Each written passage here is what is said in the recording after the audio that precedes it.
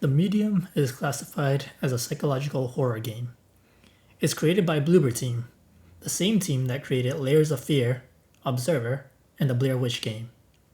Different from their previous games, The Medium uses a fixed camera instead of a first-person view. What is similar, though, is that this game is very, very story-heavy. While you play through the game, you will find objects around the world, and you can take a glimpse into its history, uncovering more and more information about the story. The intro of the game starts off with you taking control of Marianne. You are to dress up your recently deceased foster father, Jack, and you are shown what makes Marianne so special. She can see into another plane of existence and talk to the spirits that reside there. Not only that, she can physically interact with them too. One unique trait you see is that she seems to be able to make spirits pass on to an afterlife, like Karen, a ferryman for the dead.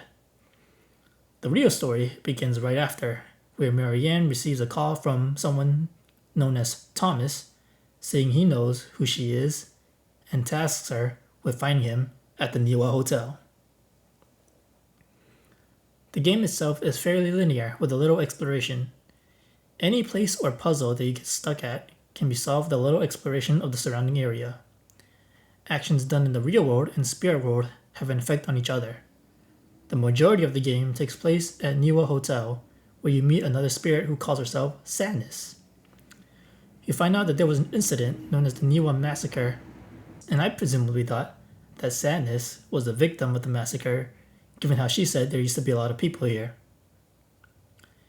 You are also introduced to the main antagonist that chases after Marianne throughout the hotel.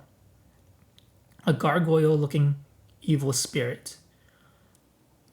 If you open up the game settings and mess around with the subtitle options, you'll find out that the gargoyle-looking spirit is called the Maw.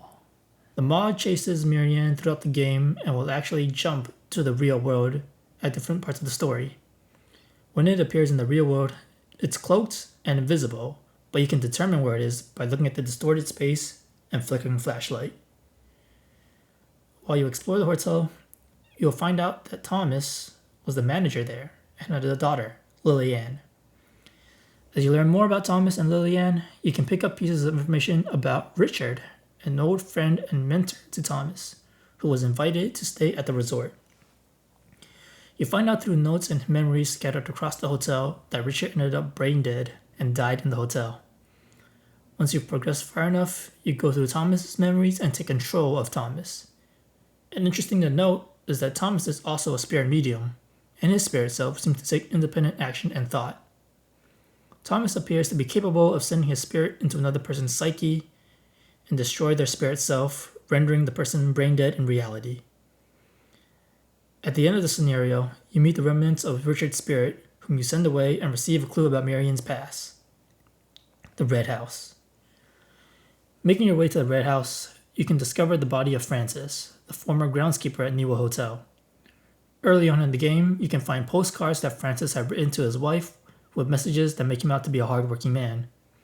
However, another document can be found written by Thomas indicating that he knows Francis never sent any of those postcards.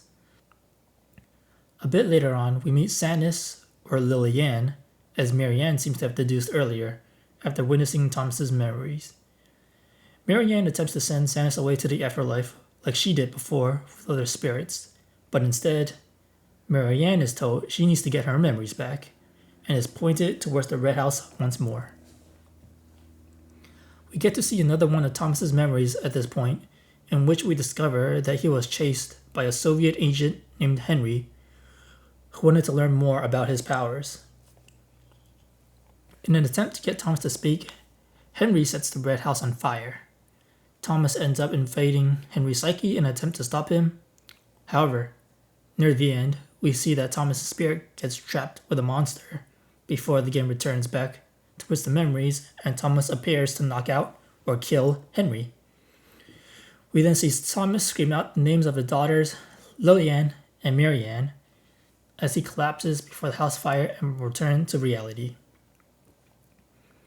Inside the burned house, an underground bunker is discovered, and inside the bunker, we find Thomas's spirit.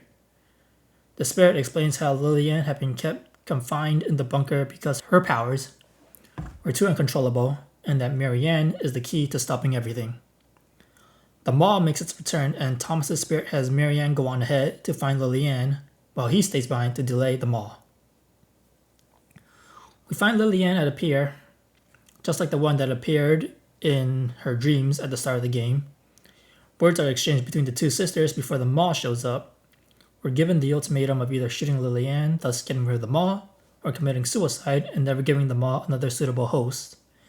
The game ends with a fade to black, the sound of a gunshot, so we never really find out what Marianne chose to do. I most likely have missed some of the in-game notes that further explain parts of the story, but here's what I've gathered. Again, I may be wrong, since I'm fairly certain I haven't obtained all pieces of in-game documents. After the Soviet agent attacked Thomas and set the Red House on fire, Lillian set a deal with the Maw to save both her and Marianne from dying in the house fire. During this time, Lillian was in the bunker and the Maw forced the door to open. That's why we see the bunker door blasted open from the inside earlier. After preventing the children from dying, the Maw went off towards the Niwa Hotel and started killing everyone there, resulting in the Niwa massacre. In one particular case, Nurse Ursula, who had been taking care of the brain-dead Richard, was invaded by the Maw and killed Richard. The Maw appears to be limited in where it can go and requires a physical host to further travel the world. This would be like how throughout the game, Marianne had to switch back and forth between the physical and spirit world to traverse the hotel. However, there weren't any bodies strong enough to contain the Maw. These bodies are likely the ones that you see throughout the game that have been eroded, where you see the festering black veins. All in all, I could be entirely wrong since I haven't obtained all notes in the game. The game took me roughly 6 to 7 hours to complete. Controls felt a bit awkward for me no matter how long I played. You're forced to move at a set speed, and sprinting speed isn't that quick either, likely to pace the story. The fixed camera makes it so that you really have to explore a little bit if you're trying to find all notes. I'm not the biggest fan of how they handled movement in this game. Story itself was fine, but I want to learn more about some aspects, such as why spirits had masks on while others did not. My first thought was that perhaps it was the spirits of the deceased that had masks on, but Sadness had a mask on, and we can see that she took the mask off too and put it back on. So, I'm not sure what's going on there. Let me know what you think about the game and if there's anything I missed. Thank you for watching.